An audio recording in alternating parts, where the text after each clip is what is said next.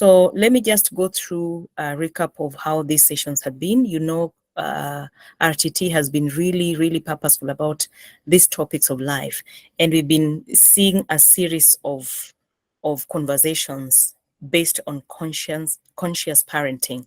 In the first session, we discussed sexual grooming and how predators lure innocent children into sexual activities, and how as a parent we can spot and cushion our children.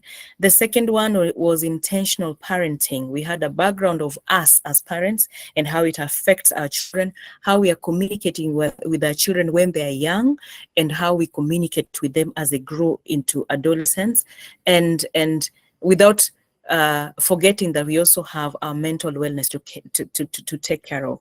So today we want to look at the skills that we can tap on to have that conscious parenting put to play. So at least you know, okay, which are the kind of things I can do or not do. This is a very open conversation that we are going to just share the kind of skills that have worked for us and the kind of skills that we are also learning in other groups. So I want to welcome Esther to kick us off. And after Esther speaks, we'll be having experiences from different people, including Simon, Martha, and many others who've joined in. And we'll just have like 2 or 3 minutes so that everybody has a chance as much as possible to share their experiences. After that, we'll have a small session on questions or comments. But even as we go on, I want to welcome you at this earliest opportunity to share on the chat area, maybe your comments, your questions, and the kind of even topics that you'd like to see toward the end of the conversation. So we are starting right now, and we hope to be done by around 9:30. So I would like to welcome you to join in with us and be patient with us for the next 1 hour. Esther, back to you. Okay, thank you so much, Ray, for that opportunity. I truly appreciate. And I also want to recognize and appreciate each one of us who have joined today's meeting. It's such a great honor to have you all here.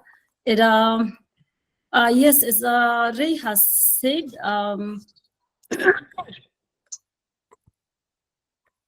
yeah, sorry for that. As Ray has just said that we've been able to cover quite a bit. This being our third meeting on parenting. We had our first meeting and we talked about sexual grooming, and then we also, last time we had a topic on conscious parenting. And most of you are requesting that we still go back to conscious parenting, and after that we will have a free, discussion. And I wish to welcome you all. Just feel free to share your sentiments. Kindly share your experience with us, share your wisdom with us. We are all learning from each other. We don't have an expert or someone that we can say like this one has made it, because families are again different. My experience is different from your experience, and your children are not like your children. And if anything, even my brothers and sisters, children that are born of the same parents, they also don't, they're not the same. And that is one of the jobs that we say that parenting is work. And you should be in a position even to differentiate the difference, different quality, different character, personalities of your own children. Yeah, same mother, same father, but personalities different, aspirations different. You know, they are just like so unique and different. So that is very important to note. And we say that parenting is work. We are working with God to raise a generation for Him, a generation for Him. Yes, so that's what parenting is all about.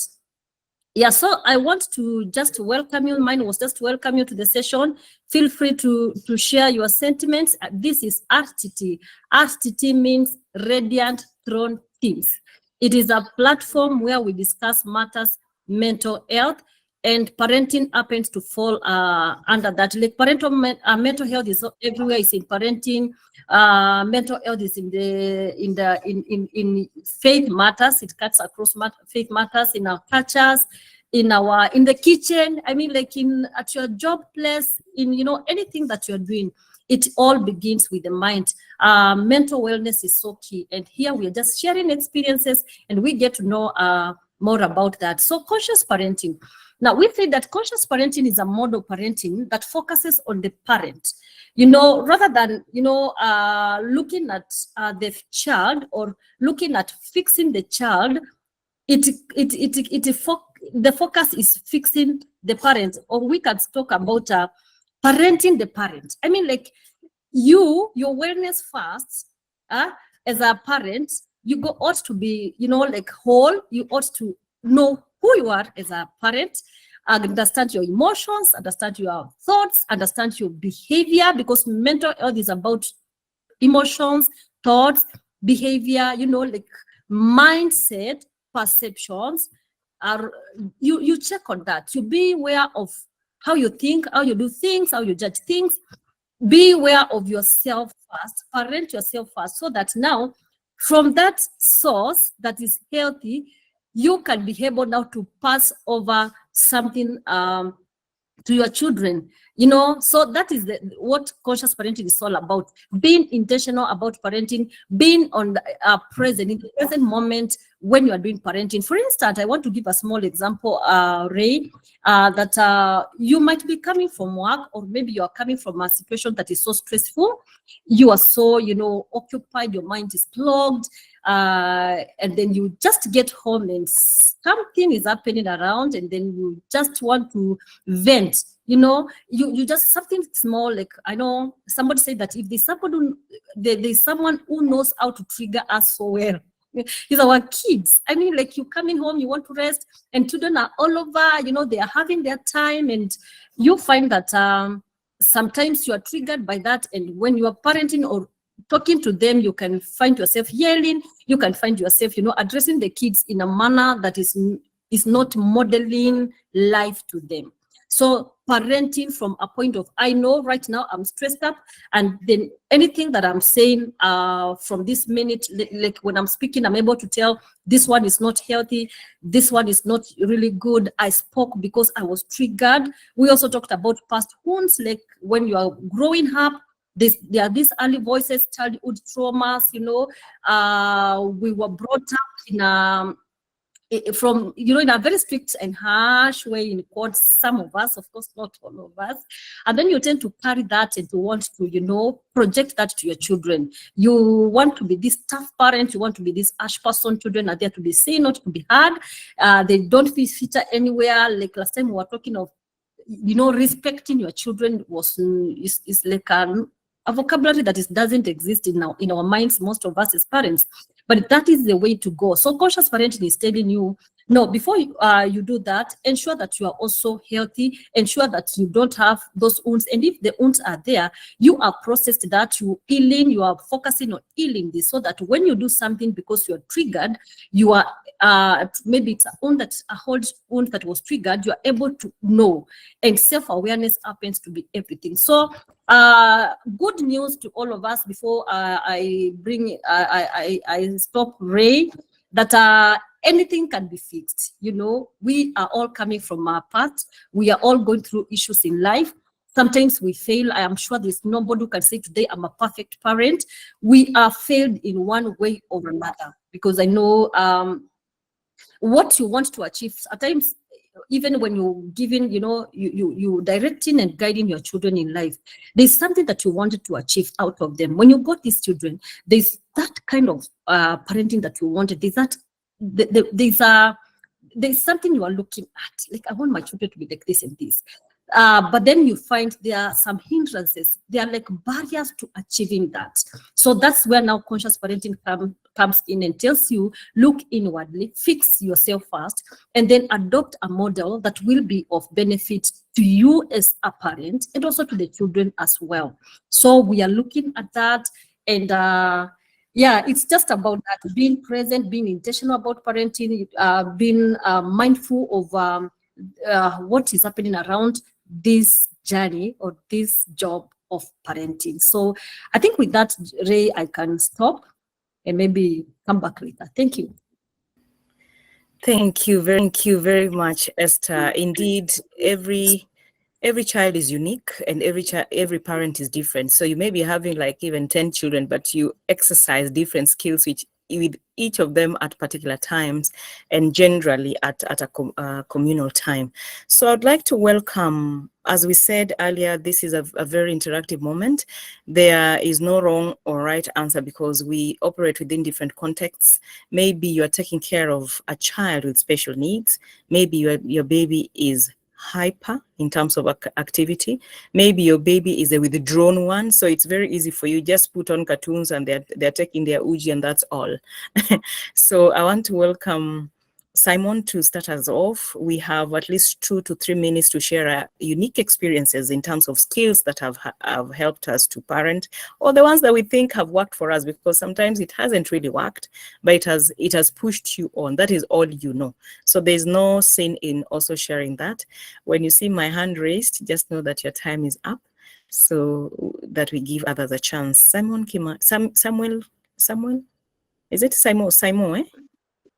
In parenting, there is no manual for parenting, and all of us are learning, even as we continue, I would say, doing the Lord's work in bringing up our little ones. I think it's important that I first introduce myself, because I was not in the first meeting where you spoke. People did their introduction, and was it about sexual grooming? And then later you came to conscious parenting. Yes, my name is Simon Mutua. I am born again. I love the Lord. I am an IT person, but I always like saying that I just sell computers and then do support. So I'm an IT support specialist. And on the other side, I'm so very active in helping pastors or training pastors in their different calling in life. So that's what I've been currently, or in the recent past. In less than, I would say like 2-3 years ago, that's when I began doing that. And the Lord has been gracious. I'm a parent of, I would say for the longest time, I've been very much present with my son. And I was for a long time a single father of one young gentleman. He's now turning 11 this year. And what I would say is that I have had quite an experience, right from his birth to where he is now. And I like today's or last week's, was it last time's topic about conscious parenting. It is something that I didn't just develop being conscious about bringing up my child or children that I know many are on the way with the current ones. It is something that I established from the onset. When I first thought of having kids or getting married, I think I took some time to prepare myself on parenting. And there, our son came, like over 10 years ago. And then we began the parenting journey. And I would say that our upbringing, to some good extent, contributes so much on how we bring our children. Much as there are other things that we learn on the way, and some lessons that we also need to learn through studies and through our forums and platforms like this. I want to believe that our upbringing on the values that we picked from our parents play a critical role in being intentional or conscious in bringing up our children. And I think that those are some of the things that I personally picked. Now, in addition to the word of God, and also life has a way of shaping you and teaching you some lessons that are off the normal classroom or the normal forums like this. And all of us have those different lessons that we all seek to carry them along and establish them in our children. And one of the things that I picked in my early years in life is the daily habits, the daily practices, the daily, I would say, characteristics that we carry along in our lives, right from our parents. So the habits that we carry from our backgrounds, how we were brought up, the habits, the practices, the behaviors and mannerisms. If you observe carefully, those are some of the things that we carry and bring them along, even in our tables as we bring up children. I would say some are good, but others are not very very good for our children, and especially in this generation, whereby in the information age, children are beginning to know their rights. I remember while we were being brought up, some of us would not challenge what our parents would say. And it was like a law. What they say, you follow, whether it was right or wrong. But in our generation today, children as young as 4 or 5 years, they will tell you no. They will challenge your decision. I would say they do that with what we call, they want to test how far they can go, off how far you can reach.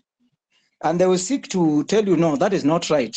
What they are taught in school, if it's speaking while you are eating, that you are not supposed to speak, they will tell you, you know, mom, why are you speaking? And they are 5-year-olds, 4-year-olds. They will tell you, teacher say that you should not speak while you are eating. So, and they are very serious. So they would expect that you follow that, which is very important. In our time and day, you not challenge your parent. You are silenced and so nyamaza. When mtoto sana anaongea nini? And actually, that was wrong. I would say it was wrong, and that created some kind of intimidation. We saw many kids, and even nowadays there are people who do that. You're killing the self-confidence in children. And as such, that is something that I have personally, intentionally and consciously, I've sought always to practice in my upbringing, and how I bring up my son and the children that God has given me. So what I'm trying to say is, for the last few good years, there's a lot that I have both practiced and both learned, and there's some things that I also drop as I bring up my child, because the things that we learned while we were growing up are not necessarily important and beneficial to our children in our day. And so I would say, as we grow, as we relate to other people, as we read the word of God, and I always believe that God is the master, and if we keenly follow and listen to what he instructs us about our children, then it will be easy, because each and every child is unique. If you observe closely, I want to believe most of us here are believers, and they are Christians. I want to guess and believe so. For every child that was born, right from Genesis to Revelation, most of the children that were born by the instruction of God. And I would pick a child like Samson. The parents, while, yes, as I conclude, how many minutes, Ray? You better do it in a minute if you can, please. Please, 2 minutes if you can. Kindly. Okay. Samson, just before he was born, the parents, they had been visited by an angel. And there's one prayer that is very important they made. They said, God, teach us on how we ought to bring up this child. For every child, there is how we ought to bring them up. Because our children are unique, each in their values, on how they view life, and God has a divine assignment different from each other. So the parents asked God, teach us and please help us on how we ought to bring this child. And they were given instructions. He should not ever touch, any or a dead animal. You see, that was the instruction that were given by God towards Samson. And they had keenly followed it. Even they reminded him, but he lost his path. So some of the skills that have worked for me is that I always engage my son in every decision. Like, for instance, now they have a VBS, Vocational Bible. And before I send him to where he is now, I engage him and ask him. And every other day that when he comes, or any forum that he attends, I will always allow him to and ask him, what is your take on all what you learned? Even on every Sunday, or in every forum, even in school, even as they play, what was your pick today on a forum or platform that you are in? And especially forums that are meant to impart some life and values. I never fail to ask him. As I finish, today when he left, He went, they were at a whole day of VBS. So when he came back, I asked him, what is that you learned today? And he tells me, we learned about relationships, godly relationships, family relationships, romantic relationships. So I asked him, what was your pick today? And he tells me, we were taught that we should have boundaries on relationships. And some of the boundaries are, he told me, and the things that we should avoid, even from family level, not even friends, the things that we should avoid. I think last time, like 2 months ago, there are some things that I engage him very closely, and I ask him very intriguing questions. I remember while he was 5-6 years, that's when we talk about sexuality. And I taught him before, even he went through the circumcision. And I taught him about that. And I asked him, what do you think about this? I didn't know. So when do you think that you are ready for it? He told me, just because you have told me, I am ready anytime and at the time that you. So I did not enforce it to him. I allowed him, and he told me, when it's ready, Daddy, I'm ready. So when even was going for circumcision, there was no fight. He had information and the reason and the purpose of why. So anytime that we are doing things, personally, I always want to explain to him why we are doing this or that. Any kind of a right, any kind, if it's a school, I always engage him. I have changed schools like 3 or 4 times. I always engage him and give him the information that he requires and allow his input. I always engage him so that I tell him the reason and the purpose while I'm making that decision or why we want to take that path. Thank you so much, Ray, and sorry if I have overspoken. Asante. Well, thank you. It is just normal for our parents to express themselves as well. So we keep engaging. And thank you, Simon, from sharing from your experiences, engaging our children, knowing that our backgrounds affect how we upbring them, and ensuring that we anchor our parenting on God's word. And of course, just ensuring that we are flexible enough to incorporate the kind of skills we need as we grow on, because tunakwenda na wakati, watoto pia wanakwenda na wakati. So just embracing what works and leaving behind what does not work, and of course, seeking that wisdom from God. I want to bring in Pauline. You raised your hand, and as Pauline comes in the next 2-3 minutes, I also want to prepare Martha to share with us just shortly in terms of the skills that we are engaging in this day and age. And I'd be interested to see if somebody is raising a blended family. Maybe your family has teenagers or young adults and very young children, or your family is blended, like you are in a second marriage, or you inherited children from another relative or something like that. It will be interesting to also see your experiences on the side chat, or if you're free, you can also raise your hand up. Simon, meanwhile, you can mute your mic. And then we have Pauline. Where are you? And after Pauline, we have Martha. Thank you.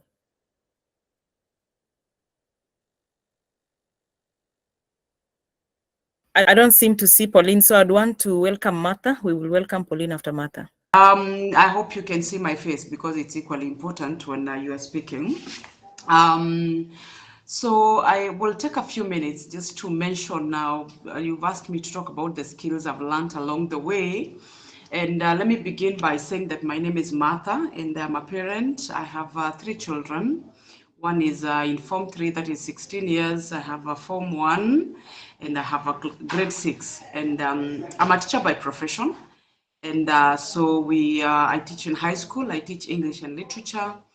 And so I also an active member in the guidance and counseling department, in the chaplaincy department, and many other things. But I'm very,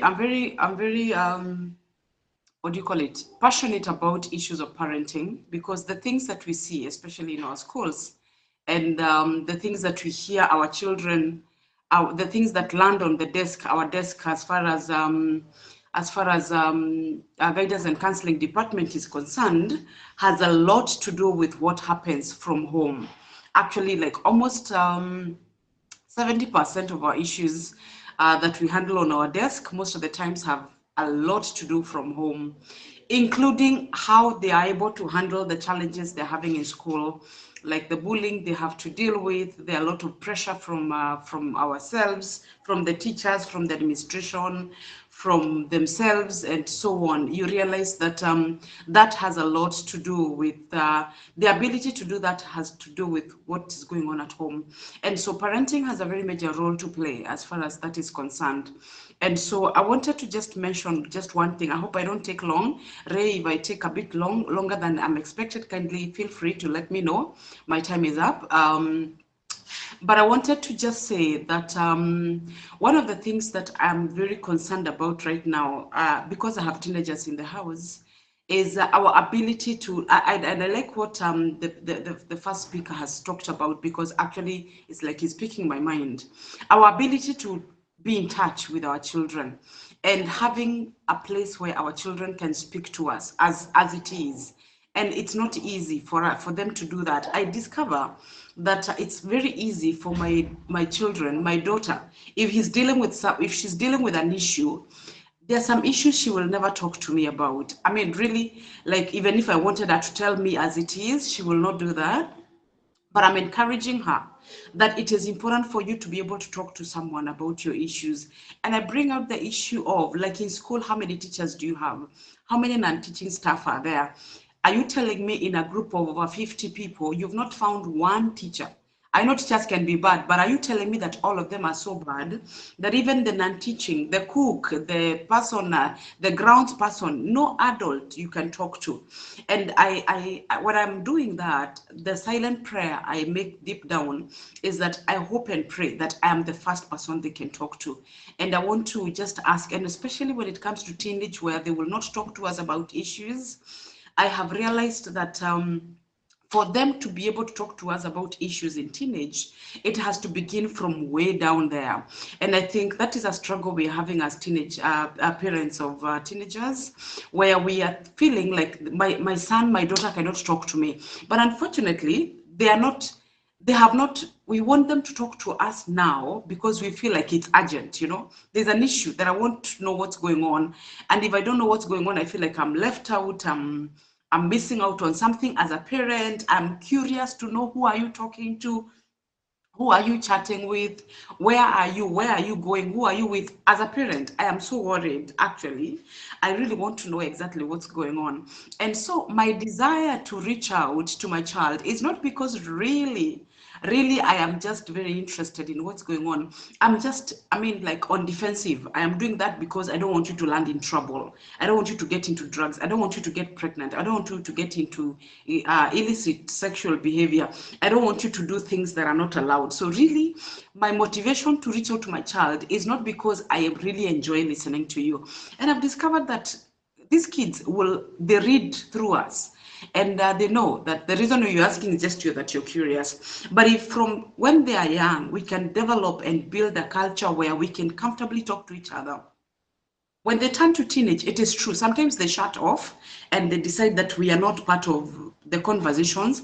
But somehow, because you've been doing that for some time, you realize that it becomes slightly easier, slightly. It may not be a walk in the park, I can promise you that, but it becomes slightly easier for us to engage with them. And so, like the first speaker has talked about, I want to encourage us, and it has worked for me. Right now, I'm not at home, I'm traveling, and so I've just had a conversation with my children, and I am amazed at how, just catching up on so much, and I enjoy that. I can't wait to talk to them and just hear how they are doing. And I'm so glad that they will tell me what's going on, or what's they're dealing with, and so on. And I know there could be things they're not telling me, which I'm comfortable with. I'm okay with that. I may not have to know everything, but as long as they're talking to someone else who is responsible, and I know the people they're talking to. But I think for me, one of the things that has made me to enjoy this space right now is because by God's grace, we have engaged those children from day one. Of course, we have our challenges, that we are okay. We have things we are praying to God about. We have things we are dealing with, especially with the firstborn. We have issues we are dealing with, and we really would want to just see things get sorted out. So I want to encourage us that in the middle of our schedules, in the middle of our work schedules, that we have to be away from work from this early to this late, from Monday to Monday. And house girls are the ones who are at home. I don't blame you, but somehow by the end of the day, if you're interested in having to talk to kindly find time. I don't know what it is you do, but let's find time to just spend time with these children. Somebody said, as I finish, that if you don't take time to listen to your children, when you will need them to listen to you, they will not find time to listen. I mean, to speak to you. Now they want to talk to you, they want you to be there, but you don't have time. Or you have time, but you're on your phone, busy scrolling, you're on TikTok, you're everywhere. You're on Facebook, you are on YouTube, you're everywhere, and they really want you. So they have their gadgets, and you switch off. A time is coming, and you want them to talk to you at that moment, and because they cannot talk to you because they're not used of talking to you. So I want to encourage us that I don't know how we do it because every home is different and nothing is standard, but in your own way, cultivate an environment where you can talk about anything and everyone and anything, so that by the end of the day, when they turn teenage, those issues they're dealing with, unspoken issues, they will find someone to talk to. Even if they don't tell you everything, they will find a way of talking to someone about it. So I think I will stop it at that because I don't want to take a bit of time. And yeah, so Ray, let me stop it at that. Thank you very much for the opportunity. Wow, Martha, it's always refreshing and energizing speaking and listening to you. As Martha puts it, we have to listen to our children. And she has even put it in a very prophetic way that makes you even fear that if you don't listen, there'll be a time that you'll need them to listen and they won't listen to you. And as Esther is also stating really rightly, that children know that love translates as time. So spend with them time, listen to them. I want to welcome others who are also in this conversation, and just to let you know that we are sharing. It's an open forum, so don't feel like specific presenters. We are all parents or guardians in our own rights, and we are doing something already. So whether it's working or not is for the results to show, but still, maybe you're surviving. Just share it. Maybe somebody has an answer to your struggle. So I saw Miriam trying to raise, oh, Eunice, you're up. Eunice, you can share with us in the next 2 minutes and then we'll continue. Thank you. Meanwhile, the people who may not want to talk can also chat on the sides. As you have seen, I'm trying to shorten the points that are being mentioned in capital letters, and any other notification I'm doing in small letters. So please be guided. Eunice? Hi everyone. I hope you are doing well. Sorry, I'm traveling, so can you let me share through the chat? Thank you. That's in order, Eunice, and we thank God that even though you're traveling, you're with us. I want to give another person. Alice, you're so early in the meeting. Do you want to say something?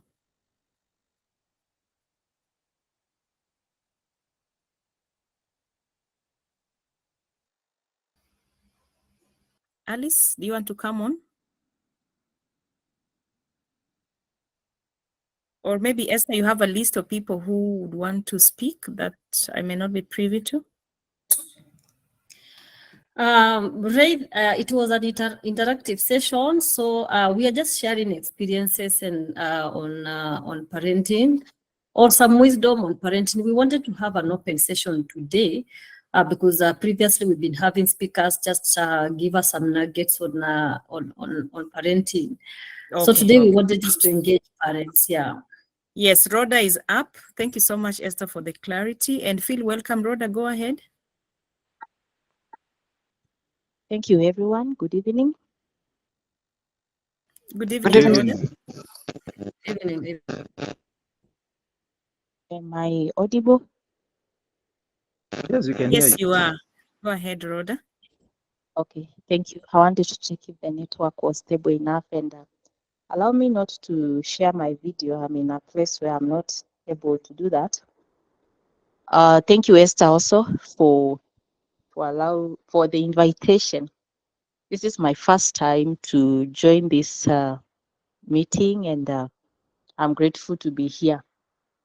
We come from the same village with Esther. She knows where. I would like to share and say that I'm a parent to two children, 10 years old baby girl and an 8-year baby boy. By the grace of God, married. living with my family together, a family of 4. And so I'm privileged to have the other part of the parent living with us under the same roof and constantly being around. And I do not take that for granted. So I would like to encourage those that are in a family setup like mine. Over the time, I have had the 2 speakers, Simon and Mother, share about very deep things. And I'm glad, number one, they are enforcing about God.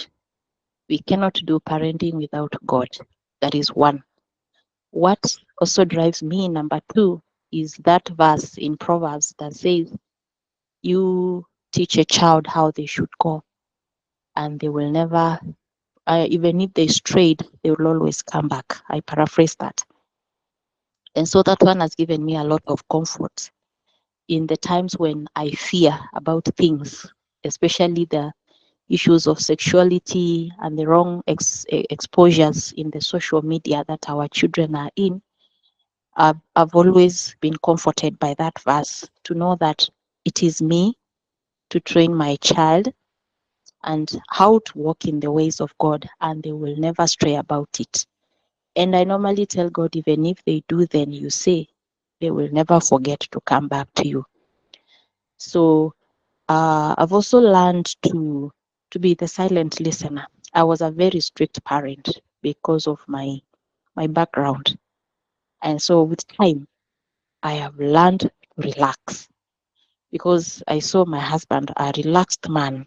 And so I said, then I think I'm chasing the kids away from my presence. So I also need to see and learn from other parents.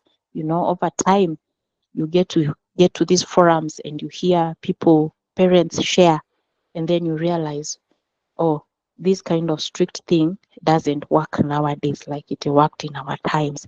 So not really putting away the rod. The rod comes in when it needs to come in. But most of the time, I've also learned to engage my children and talk issues with them and enforce. I've learned to, when I promise to beat, then I will beat. When that time comes, I will beat.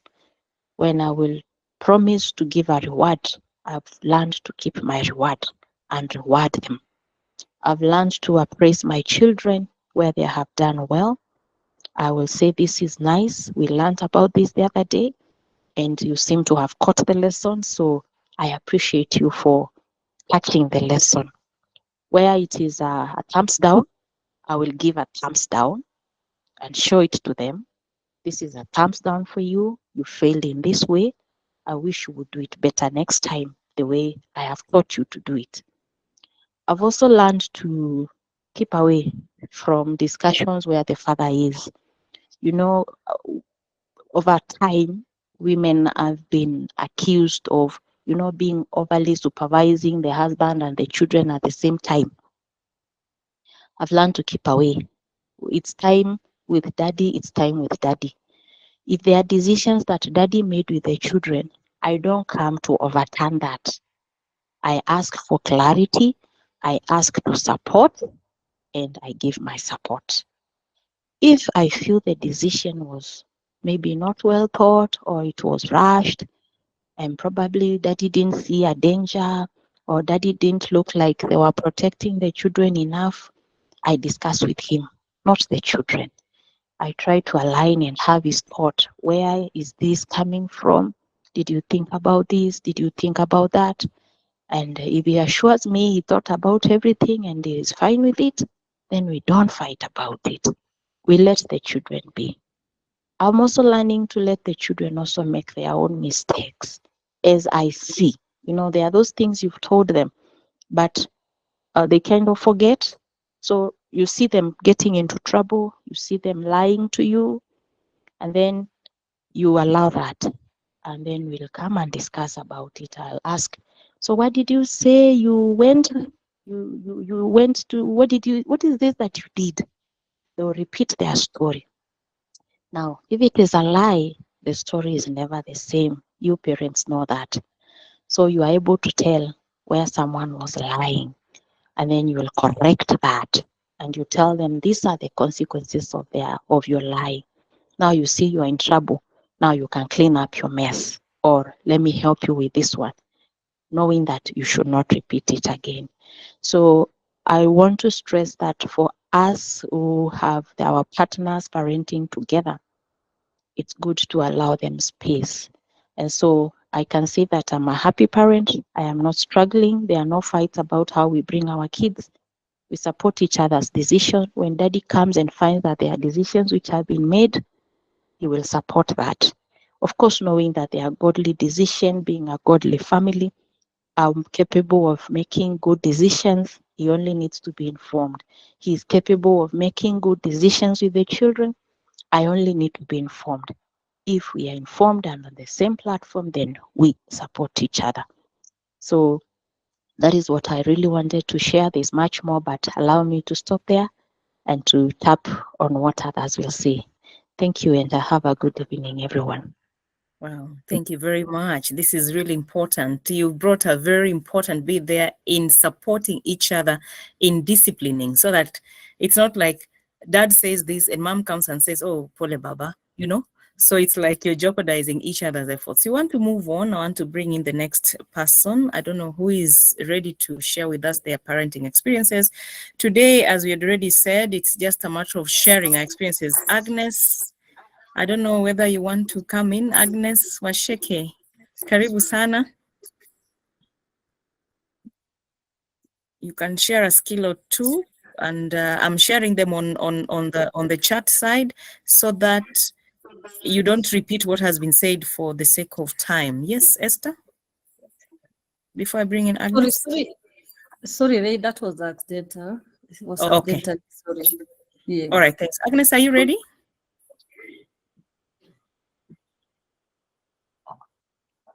Mm-hmm. Yes, thank you, Eunice, for your comment. Appreciating every child's ability. We are different. Who else wants to speak? Please, it's not for ladies alone. We have gentlemen and men. It's all parents. Just raise your hand if you're available to share the skill that has worked for you, something you want to emphasize for parenting's sake.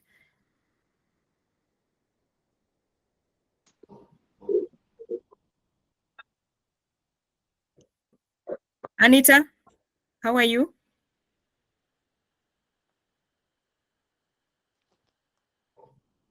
Are we together? Yes, we are together. Oh, great. Is there anything that maybe hasn't been spoken that you want to share with us kindly? Not really. Maybe I would like to ask a question if maybe It's someone okay. will answer. Go ahead. Go ahead.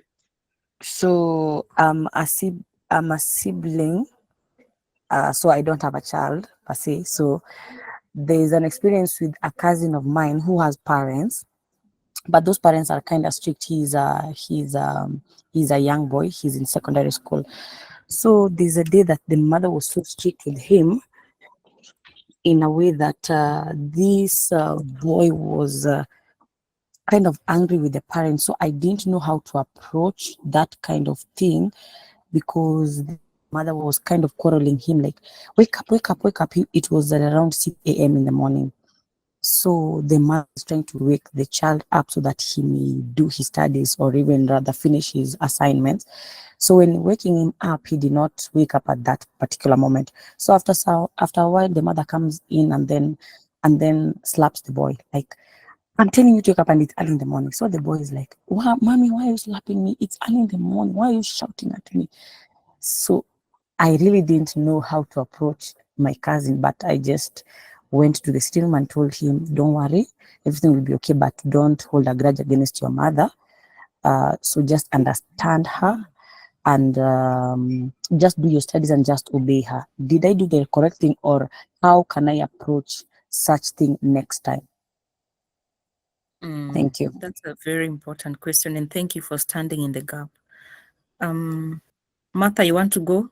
Now that you handle a lot of, sorry, I know Martha. Oh, Joyce is also up. Maybe Joyce, we give you a chance first. Maybe you have an answer for that, and then we bring in Martha if at all. Joyce, you're first. Yes. Good evening. Good evening, Joyce. Good to have you. It's not really an answer to that because I must confess that I did not get the last part of what she was saying, but I thought I just wanted to share my experience. Maybe it can help somebody. I am a mother of 5, and they are all teenagers. And it's not been so easy to raise teenagers to who they are. But from what I used to do to my children, or what I do to my children, one, they have to understand that they are children. To us parents, they are our children. So they have to at times follow what we tell them to do, ask what they want to know, and learn to listen to any adult talking to them.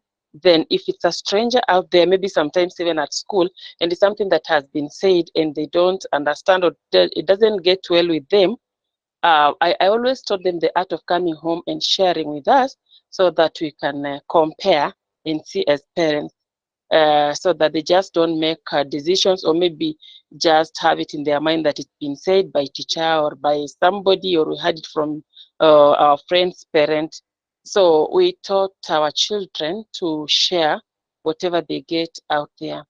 The other thing that I think also has been working out well for me is when bringing up these children, I always tell them, I started telling from the firstborn up to the lastborn now, who is in grade 7. The firstborn is now married.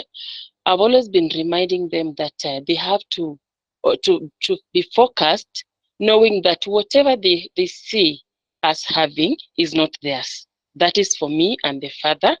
Then they should remain focused in life so that they can get their own and be better people than us. They should not just look at us thinking that whatever we own belongs to them.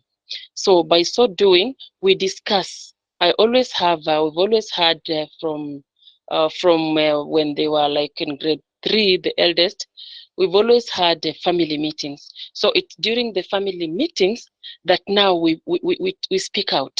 During every family meeting, everyone goes, they discuss whatever they feel is we are not doing well as parents, and we also discuss now amongst ourselves as a family now, and we also guide them. So having family gatherings, my spouse and my children has really helped us, because sometimes we do have the family gathering twice in a week.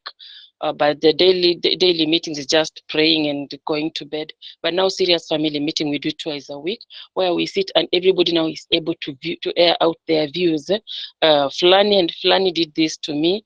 Fulani has done this. This is not right. Then we guide them on how things should be done. So fellow parents, I think having those meetings are good because it enables them to speak out whatever experience they have out there. And the younger ones can learn from the elder one. Then lastly, the list is endless, but we'll keep sharing as the program goes. Then lastly, like now the elder ones also normally have sessions with the young ones. As I told you, my first 2 are already out working, and the other one is a 4th year student. So they normally have a session with them, now talking like siblings. They guide them on really life experience, how things are out there, how to manage in school, and now how to behave at home. So it's like they're role models. So encourage your children out there to live as siblings so that they can learn from their siblings, to get to know how did you make it to where you are. It really helps a lot. Thank you so much. Because of time, maybe we'll keep sharing. God bless you. Wow, wonderful. I was looking forward to such a family with different ages and how you do it. 2 things I pick: encourage family time, and it's interesting that you do it twice a week, and then encouraging sibling to sibling mentorship. Thank you so much, Joyce. I want to bring in Jessica. Your hand was up. And your question is not forgotten, Anita. I'll bring it at the end. Joyce, thank you. Okay, thank you. Anita? Welcome. Hi, everyone. Hello, Jessica. Welcome to share your experience. Thank you so much. My name is Jessica, and I have heard everything that has been said, and I'm grateful that I'm learning every day. I come from a family of all men. We were eight men, and I'm the only girl. And when you are around men and you become over aggressive because you have to fight your way. And so when I got married and I got kids, and fortunate or unfortunate, I have 3 boys.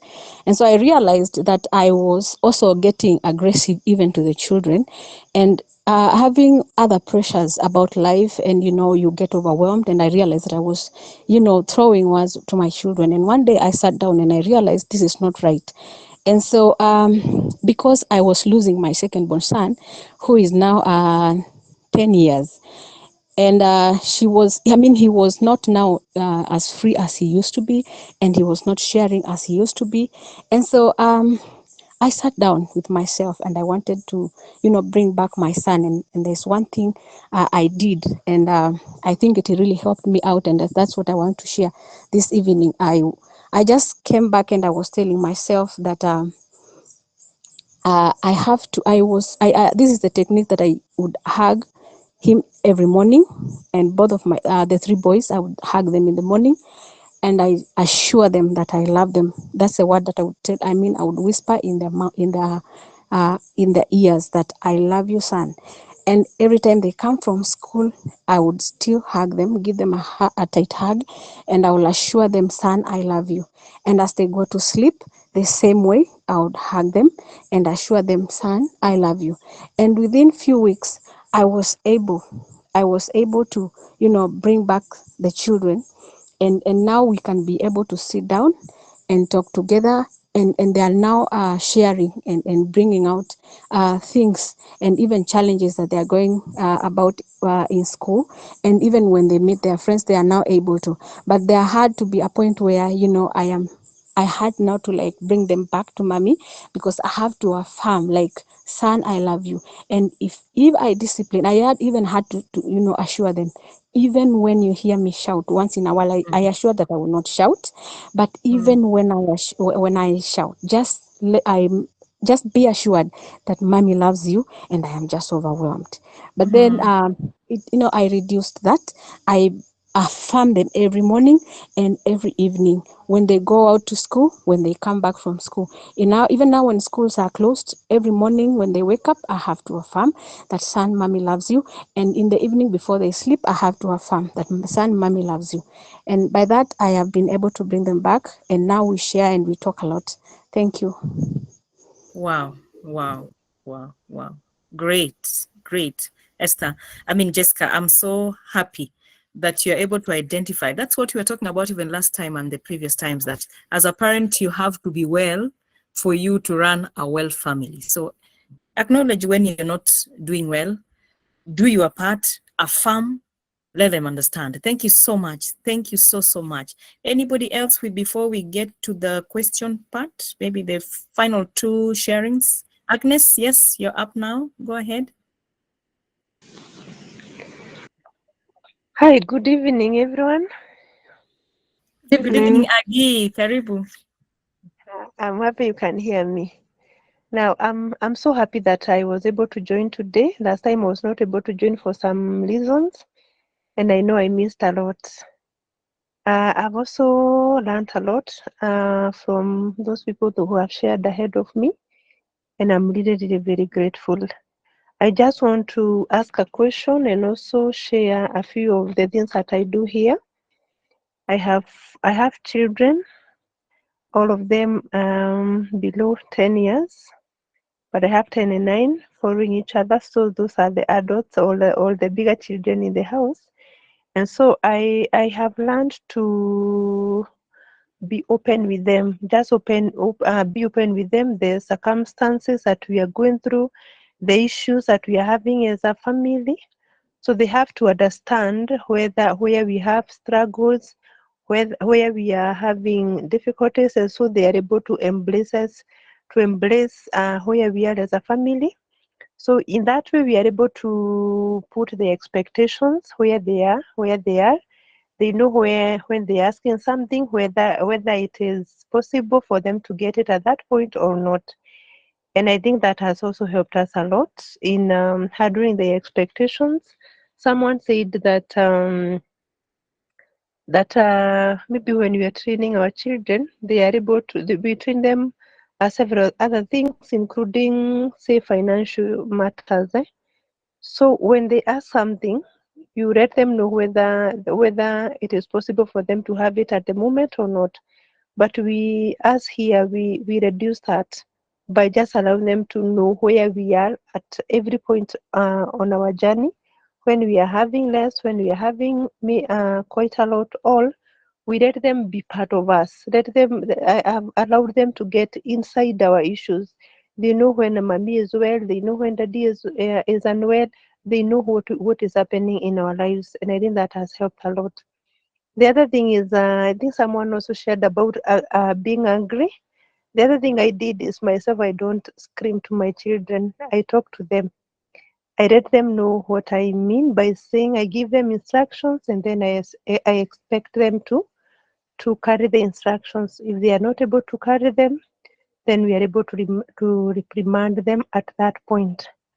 I wanted to ask you guys how you deal with school reports.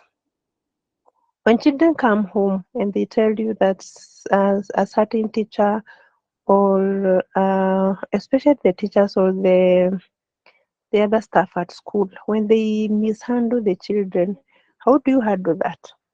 Maybe it is not our children who are directly mishandled, or whatever it is. Personally, I've gone ahead. I have avoided discussing the teachers with the children, but I sometimes I call the school and I give them a report from my children.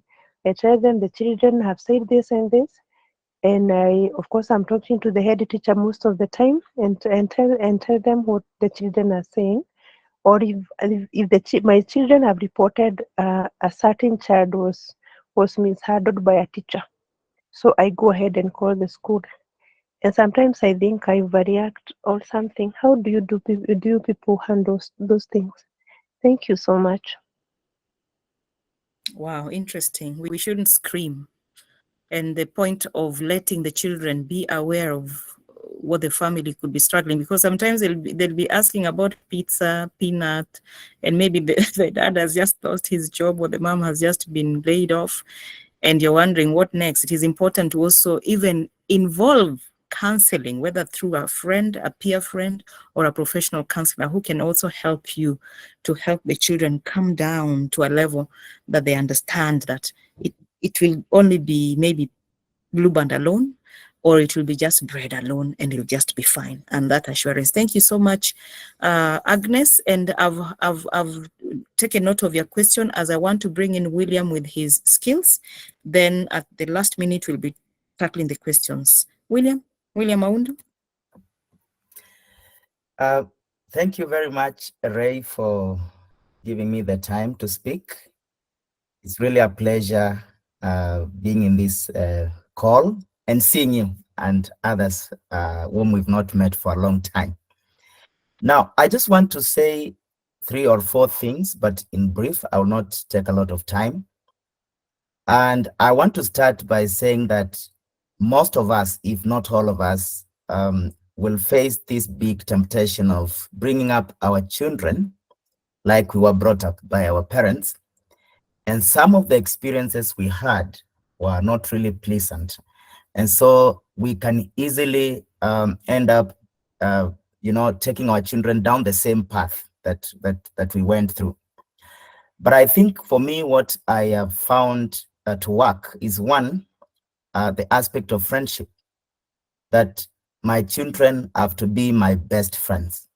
And I will overzealously protect that, ensure that they are my friends. And if I see any sign to indicate otherwise, I really get worried, and we'll try to go out of my way to ensure that we remain friends, best of friends. And of course, friendship comes with a lot of other good things like openness. They will be free with me, and they are willing to even share their experiences. Now, Apart from that, again, it's very important to build their confidence, make the children feel like they're the most important people on earth, that they matter, that, you know, they are accepted, they are respected, they are loved, like Jessica and others have said. Let them have confidence that they belong in this family. They are the best on earth.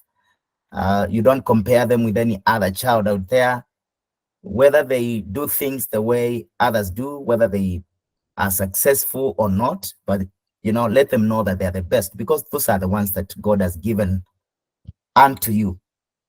Then the third thing that I've found to work is to encourage candid discussions, open discussions, where the children can share with us, really, you know, give us their minds without us trying to like impose our knowledge on them, but get to know what is their perspective.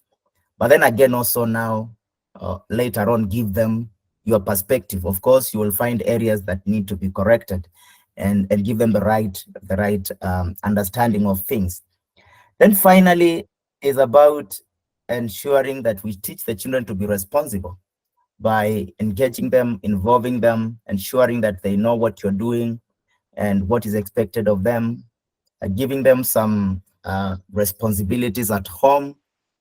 That, of course, will help them to begin to learn to be responsible human beings. So for now, I'll say that and say thank you very much for the time. Thank you too for sharing from your heart. I would like to ask maybe for like 10 more minutes, so that beyond our finish time, because you're supposed to end at around 9:30 thereabout, or 9:45. But now that we are here and we have agreed to go on, I don't know who else has not spoken before I bring in Joyce. Okay, Joyce, you go ahead as I wait for another hand. Thank you. Okay, thank you, Ray. Something that I wanted to share, I don't know whether it was shared before I joined. You know, in a family setup, there are times that when things are not so well between the two of you, maybe you have issues there. What has helped us is that whenever we have issues, we ensure that we settle them in our bedroom or outside the house. And when we get to the living room or the kitchen or a general place where the children are, we behave as if everything is normal. So we do that, we pretend that way, so that we want these children to grow knowing that our parents are supposed to be loving people and lovely. They're not supposed to be quarreling or maybe taking grudges against each other, so that when they grow up in future, they'll also have a good family. So I encourage us that whenever you have issues with your spouse, for those of us who are privileged to have spouses, ensure that you settle your scores away from your children. Not that you have issues, you come home, this one has fumed from this corner, this other one is just with the remote, they're not talking to each other. I think that one leaves the children wondering. Even when they go to school, they don't concentrate. We've also had even teachers saying that, like especially small children, they discuss parents even with the teachers in class, that yes, mom and daddy fought. So I encourage us that whenever you have issues with your spouse, just pretend in front of these children, so that you don't bring that tension, the atmosphere that is unpleasing to the young ones. Thank you. The very painful bit is that the children think they're the reason why you are not in good terms. So it is that painful. So we don't want to burden with adult issues. We move on. Agnes, your hand has been up, or is it that you forgot to lower it? You want to add something?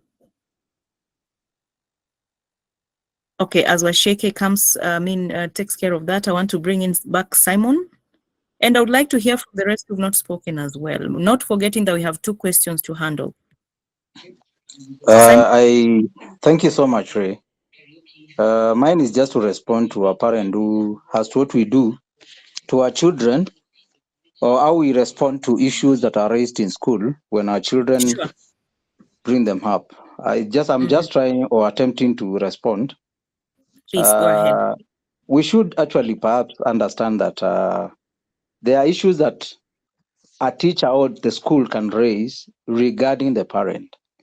And there are other issues that teachers can address or even raise in regard to the children's behavior, character, practices, and habits. When we separate those two, then we'll be able to handle things and resolve issues that raise from school amicably.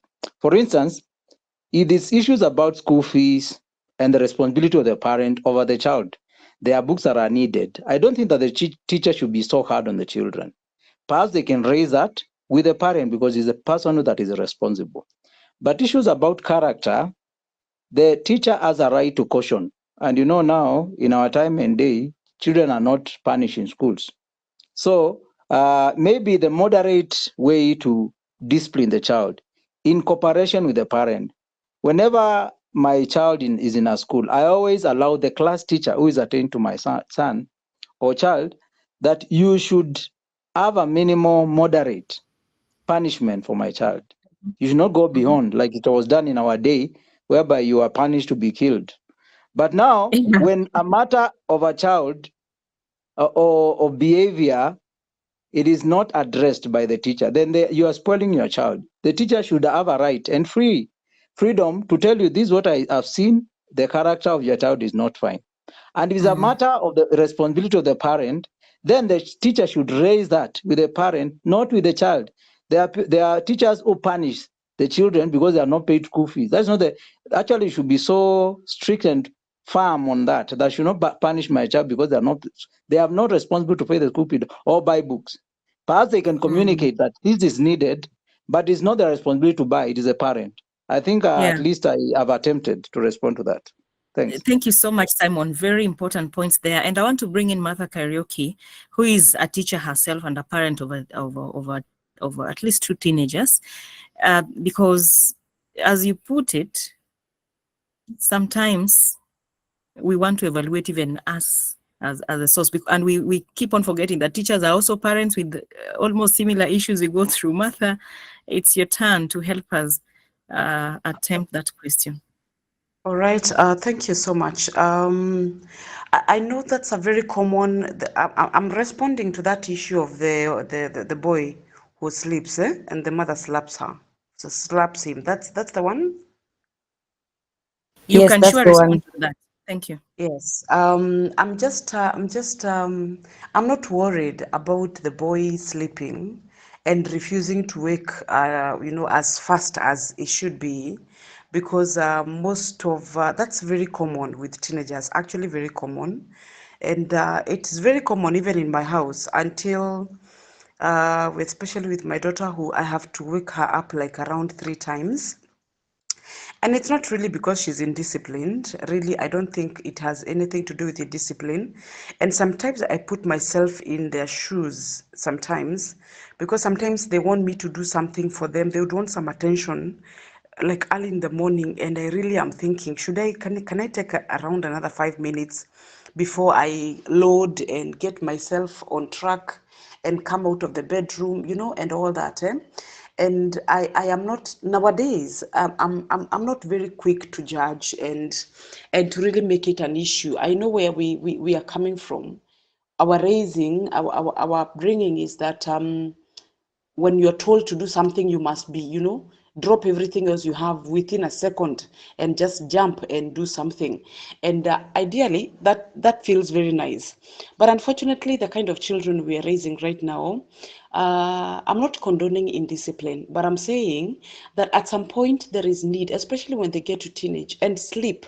And because I don't know whether it only happens in my house, but I know because I interact with quite a bit of parents and teenagers, I know that sleeping late and waking up early, sleeping late and waking up late is really the model. And I was trying to do some bit of study. Maybe we can try one of these fine days and check, why do teenagers sleep late and they want to wake up late? Unless when they're in school where they have structures and there's nothing really they can do about it. And I was checking something. I didn't have time to go through the details of it because there was an explanation, a psychological, biological explanation about the same, that for them, how their clock works is that they would be more comfortable sleeping late, and also the waking hours are also extended. And of course, it's not very practical in all situations. For me, I think this parent is responding like any other typical parent would respond. But I think if I had a moment to talk to that parent, I would tell him or her that in this day and age, especially when a child is in high school, I would rather that you don't hit them, you don't punish them physically if it's possible. You know, I know there are some things they can do and you just have to go physical at some point, but as much as possible, even we as teachers, we are trying as much as we can to avoid being physical with kids. Even if it's caning, we really are avoiding it, because one, it's dehumanizing, especially for our generation. I mean, these kids they feel, I don't know how they feel. They feel like, I don't know, they feel very many things. And even if it's just a slap, sometimes I tell them I'll pinch them. And you can see which people I'm pinching. When you don't do something, I will pinch you. And they don't even want us to get into that conversation that I'm pinching them, because it's not even the pain they will feel, but they feel like I have violated them. It's because they thought, Mom, I didn't do this deliberately or something. I didn't intend to hurt you. It was not meant, you know, it's just that I was tired. And so I think for me, when a parent responds physically to a child, especially on an issue like that, you kind of lose. You may win the war you may win the battle at the moment, but you lose the war. You lose the war. That's a statement I use many times. I had it somewhere. But sometimes, for me, what I do with my daughter when that happens, and when she does that quite a bit, I wake her up and I want to ask her, so now that I have to be calling you 5 times, to wake you 5 times, what am I expected to do? Just tell me what it is you want me to do with you, because, you know, just to help her see how her failure to respond to me makes me feel. And how do you want me to punish you? Because by the end of the day, I can't allow you to do this. Do you want me to beat you? Do you want me to ground you? Do you want me to take away, to just disadvantage you? I take away the gadgets, I take away internet, or what do you want me to do? Or do I deny you food as a punishment? And that engagement with them and just choosing their punishment, you know, and choosing the consequences of what they've done, for me, it has worked for me. I don't know how other parents feel, but for me nowadays, I negotiate even those punishments. We agree, I have warned you about 1, 2, 3. Like 3 times, you have not listened. I don't know why you are disrespecting me. And you know what, now when I pick those lines, I know I'm not being very nice, but I pick them because I know I don't know what else to do. And I know when I tell them, I think you're disrespecting me, and maybe I should let your father deal with you, because you know you will respect him because he's your father. Maybe you're disrespecting me because I'm mom. And they're like, Mom, you can't think like that. And you know, I guilt trip them a bit. And so I'm like, so next time, can we avoid this discussion, because it's really not fair for you to take me through something like this. So I realize with teenagers, physically it won't work. Let me tell you, these kids nowadays, even in school, it's not working. I mean, like there's a better way of dealing with these children. I wish that parent, along the way, if you are in her life and you're able to talk, just help her, because some of us don't know to do better. She didn't mean to hurt the child, but the child is a bit lost, and it will affect that relationship for quite some time. So encourage her to look for other ways. I'm not sure if we lost you, Martha. But all the same, thank you very much. Martha has brought in yes, Martha.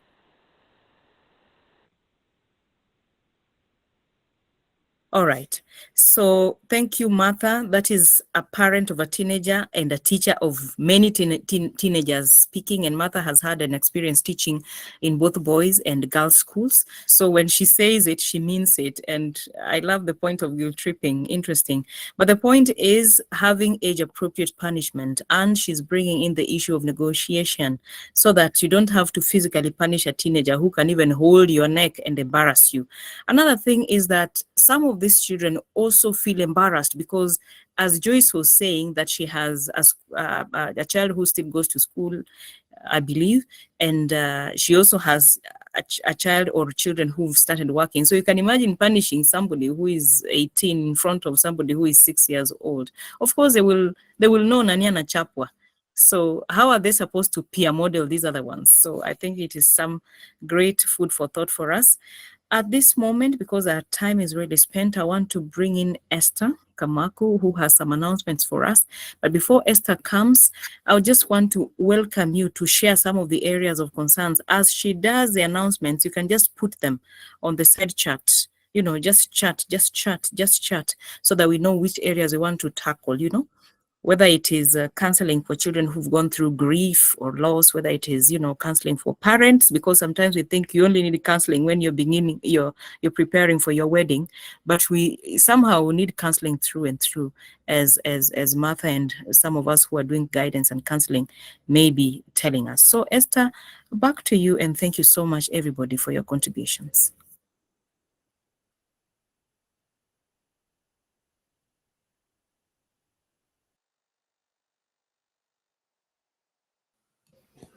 Esther? Yes, Ray. Yes. Sorry, I had to unmute. I'm so grateful for that session. Thank you so much, Ray, for moderating the session. It's been quite good. We appreciate that's a very good flow of events. I'm grateful. Thank you, everyone, for your sentiments. We are growing. Yes, I'm sure you have learned one or two things about parenting. Those who have gone ahead of us, you've parenting teenagers, teachers, Martha.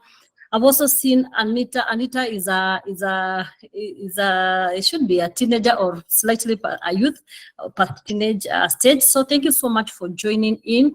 Thank you. We appreciate your sentiments. We appreciate your contribution. We continue doing this next every week. We are meeting on Tuesday, same time, same place. We are doing parenting. This is a journey that is not, coming to an end. We are parents, and I thought of something as I wind up that we complain sometimes when, for instance, children that are brought up by their shosho's, and they are a little bit different from the children that are brought by their own parents. And I kept on thinking about that thing, that today, my mom used to really punish me when I do something wrong. But today she doesn't even want me to punish my children. It's like there's something she has learned along the way, that this being harsh with kids does not really help. And sometimes they will tell, no, leave the child alone, they're growing.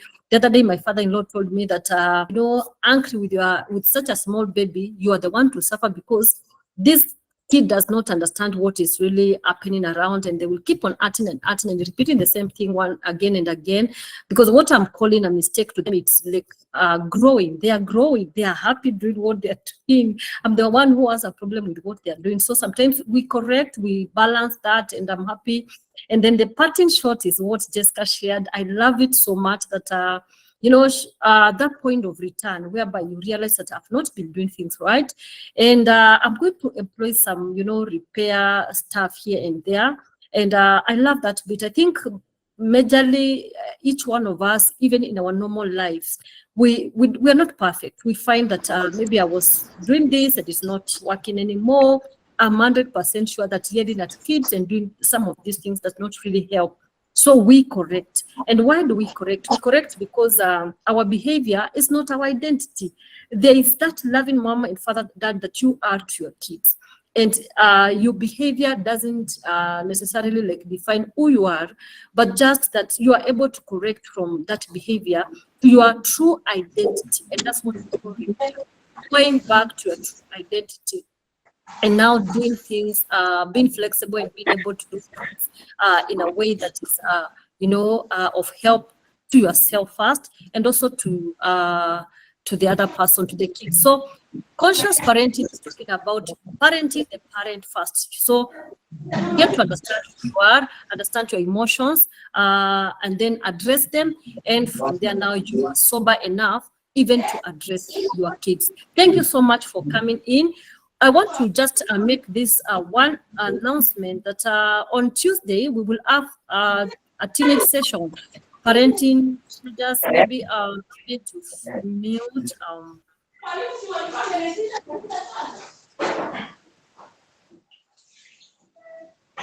Well, that's where that is coming from. Allow me first to mute that. Sorry for that. Sorry for that. I was trying to mute Zipporah. Yeah, so we have meeting. We have teenagers, parenting teenagers on Tuesday, and we will have guests with us. I'll get a guest speaker who will be addressing us on that. And then we are also doing mentorship classes for kids and teenagers and youths. So if you're interested, you can just find our email address there. Just connect to RTT through that email address. There's also a phone number. You're most welcome. Thank you so much for your sentiments. I appreciate your presence here. Sorry for those who didn't get a chance to talk. Next time, we are going to ensure that we give priority to those who have not spoken. So God bless you so much. We have counselors with us. We have a psychiatrist with us. We have counseling departments around RCT. For any concern, as Ray said, you can reach out to us and you will find help. God bless you so much. A very good night to you.